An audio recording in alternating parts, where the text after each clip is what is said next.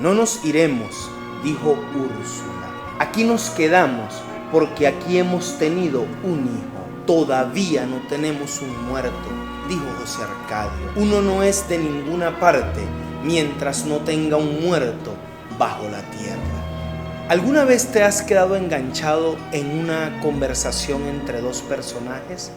Agradecemos a don Corleone que nos haya convocado. Todos lo conocemos como hombre de palabra. Un hombre modesto siempre atiende razones. Sí, don Barcini. Es muy modesto. Tenía a todos los jueces y políticos a su servicio. Y se rehusaba a compartirlos. ¿Cuándo me he rehusado a hacer un servicio? Todos aquí me conocen. ¿Cuándo no he querido apoyar? Excepto una vez. ¿Y por qué? Porque el negocio de las drogas no es bueno. Creo que nos destruirá en el futuro. En el episodio de hoy estudiaremos las claves que definen la construcción de un diálogo poderoso. Estaremos profundizando en cada uno de los aspectos que hacen de los diálogos una herramienta para que el cuento funcione, para que conecte con el lector, para que suministre información al tiempo que emociona. Si todos estos elementos te interesan, este episodio es para ti.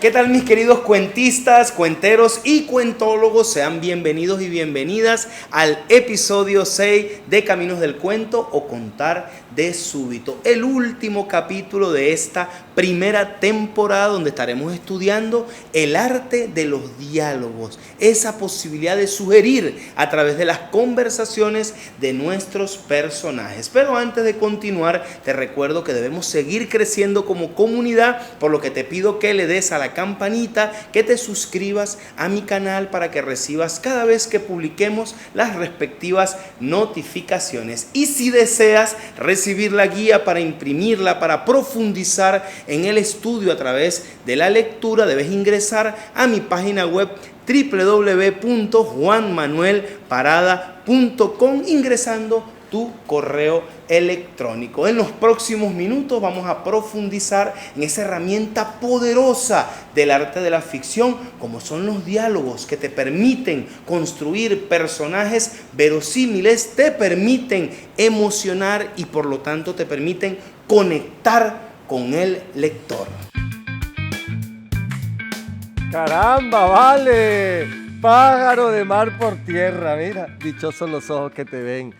¿A qué se debe ese milagro? Mírate, los años parece que pasan sin tocarte. Tú sí no has cambiado. No me lo digas porque me lo voy a creer. Y doña Oliva, cuéntame, ¿cómo está doña Oliva? Está bien. Lo sabías, ¿verdad? Sí, lo supe. Cruz me lo contó. ¿Y no has intentado llevarla a una clínica? Estuvo en tratamiento durante largo tiempo. Digo, esas clínicas donde los dejan instalados. Manicomio. Esos sanatorios mentales. No es necesario. Con el tratamiento clínico quedó alelada. ¿Y si vuelve a darle un ataque? El médico me aseguró que no. Me dijo que no volvería a violentarse. Y no tiene conciencia de las cosas. Esa vez no agredió a nadie. Cruz me dijo. Amaneció quemando los santos y las estampas de la Virgen. Si era tan piadosa. Ese día fue su mayor crisis. Derribó el altar, pisoteó el rosario de nácar, rasgó la mantilla, pero ya no hay nada que temer. Si tú lo dices. Lo dice todo el que la conoce. Si alguien llega a darse cuenta de su estado, es porque no puede hilar una larga conversación o porque la escucha blasfemar. Doña Oliva, blasfemando. Ya lo hace en muy escasas oportunidades. Siempre está allí, sentada en su poltrona, haciendo sus campanas. ¡Campanas! A continuación, te enumero algunos elementos claves que debes considerar al momento de escribir diálogos de ficción. Un diálogo de ficción debe ser comprensible, es decir, claro y conciso. Un diálogo de ficción debe ser significativo, es decir, debe emocionar a la vez que comunica. Un diálogo de ficción debe ser verosímil, es decir, debe ser coherente con la ficción a la que pertenece. Olvídalo, es muy arriesgado. Estoy harto de hacer esto. Siempre dices eso, lo mismo una y otra vez. Estoy harto, nunca más, es peligroso. Lo sé, siempre lo digo y siempre es cierto. Pero lo olvidas después de un día o dos. Los días de olvidar se acabaron y los de recordar están empezando. Cuando dices esas cosas, ¿sabes qué pareces? Un desgraciado hombre sensible, eso Pareces parezco. un pato. Cuac, cuac, cuac, cuac, cuac, cuac, cuac. Pues consuélate porque no lo volverás a escuchar. Y como no lo volveré a hacer, no tendrás que escucharme graznar, que no lo volveré a hacer. ¿Solo esta noche? Sí, tengo toda la noche para graznar. Un diálogo de ficción debe ser apropiado, es decir, debe estar ajustado a la psique de su personaje. Un diálogo de ficción debe ser conciso, o decir lo justo en palabras y en contenido. Un diálogo de ficción debe ser interesante, es decir, debe crear expectativa, siendo aliciente para que el lector continúe hasta el final. Supe de un tipo que entró a un banco con un teléfono portátil. Le dio el teléfono a la cajera. El tipo al otro lado de la línea le dice: tenemos a la hija de este sujeto. Si no le entrega todo su dinero, la matamos. ¿Funcionó? Claro que funcionó, de eso estoy hablando. El tonto entra al banco con un teléfono, no con una pistola, ni siquiera con un arma, con un teléfono. Los deja limpios y ni siquiera levantaron un dedo. ¿Le hicieron algo a la niña? No lo sé, probablemente no había tal para empezar, pero ese no es el punto. El punto de la historia es que robaron el banco con un teléfono. Un diálogo de ficción debe ser dinámico, es decir, debe impulsar siempre la acción, siempre llevando la historia hacia adelante. Un diálogo de ficción debe ser versátil, es decir, llevar siempre los significados más allá de lo que dicen las palabras literalmente. Un diálogo de ficción debe ser natural, es decir, debe huir de las poses, del lenguaje elevado, debe partir de la sencillez y la profundidad del personaje que lo porta. Este lugar, una cafetería. ¿Qué tiene de malo? Nadie roba nunca un restaurante. ¿Por qué no? Bares, tiendas de licores, gasolinerías. Te vuelan la cabeza en esos lugares. En los restaurantes, por otro lado, los tomas desprevenidos. No esperan ser robados. No es tan común, al menos. Apuesto lo que quieras a que se reducen los héroes en un lugar así. Un diálogo de ficción debe ser natural, es decir, huir siempre de las poses, del lenguaje elevado, despojarse de la bisutería.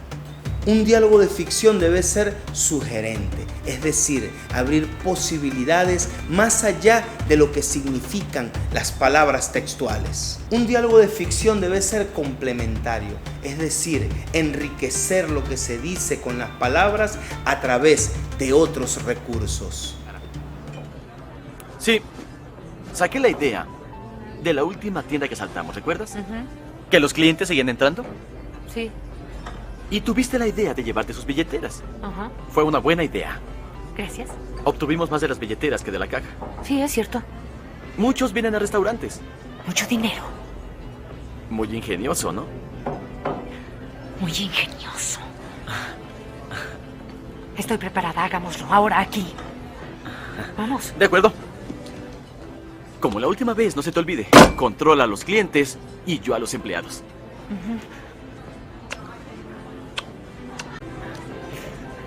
Te amo, calabacita. Te amo, conejita. ¡No se muevan! ¡Esto es un asalto! Si veo que algún desgraciado se mueve, ejecuto hasta el último bastardo que haya entre ustedes. Y para ilustrar con mayor eficacia este recetario que te acabo de mencionar, te sugiero leer Las nieves del Kilimanjaro, un cuento formidable del gran escritor norteamericano Ernest Hemingway, donde a través de los diálogos se construye una historia potente, una historia que te conecta desde las primeras palabras hasta el final luminoso del relato. Iniciamos este episodio aludiendo a la fuerza constructiva de los diálogos en el proceso de la escritura de cuentos. Como lo refería Aristóteles, al ser miméticos, reproducen la realidad de boca de los personajes, sin intermediarios, es decir, hacen más verosímil la historia. A continuación, enumeraré también algunos elementos negativos al momento de escribir diálogo, eso que destruye una historia en tan solo un parlamento. Abuso de lo formal. Evita escribir con exceso de respeto a las reglas gramaticales. Eso enfría el diálogo, lo hace aburrido, lo hace inverosímil. Un diálogo excesivamente largo va en contradicción con la esencia de un cuento, es decir, con la concisión, con la economía de recursos, y se hace aburrido, pesado, cansón. La falta de matices en los diálogos torna homogéneo el parlamento, por lo tanto, ella y él hablan iguales. No hay diferenciación, no hay características únicas que hagan crecer el personaje y avanzar la historia con emoción. Un diálogo discursivo, es decir, un diálogo que abusa en la difusión de conceptos profundos, de la disertación de elementos filosóficos, definitivamente tumba una historia. Un diálogo vacío, es decir, un simple ornamento, una decoración, una bisutería, es a todas luces el recurso que un mal escritor usa cuando su mente se queda en blanco. Y finalmente, no hay nada más negativo para un cuento de ficción que un diálogo incoherente, es decir, un parlamento que no se ajusta al perfil psicológico del personaje ni a la atmósfera del cuento. Y llegados a este punto, te dejamos el ejercicio práctico del episodio de hoy. Una pareja observa una copia del cuadro expresionista El Grito de Edvard Munch y hablan de la obra de arte cuando en realidad quieren romper su relación sentimental. Desarrolla un relato breve donde predomina el diálogo como recurso literario. Considera las técnicas suministradas en este capítulo, matices, emoción y sobre todo intencionalidad.